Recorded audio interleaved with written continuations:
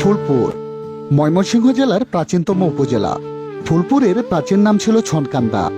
জরিপ ও পরিসংখ্যান সংক্রান্ত কাগজে ফুলপুর ইউনিয়নে মাগন ফুলপুর নামে 21 একর জমি নিয়ে একটি গ্রামের নাম দেখা যায়, যার জেল নং 96।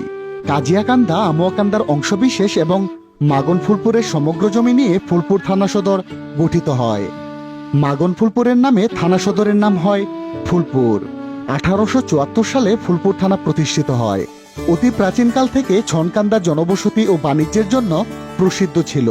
অতীত থেকে বর্তমানে ফিরে আসি।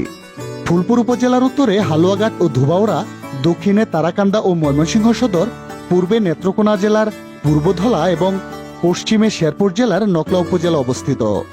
ফুলপুরকে ময়মনসিংহ উত্তরাঞ্চলের প্রবেশদ্বার বলা হয়। কংস ব্রহ্মপুত্র খড়িয়া নদী ফুলপুর উপজেলার বিভিন্ন অংশ দিয়ে বয়ে গেছে, আর ফুলপুর পৌর শহরের মাঝ দিয়ে বয়ে গেছে এই খড়িয়া নদী। তারাকান্দা একসময় ফুলপুর উপজেলার সাথেই ছিল, ফলে এটি কত বড় উপজেলা ছিল তা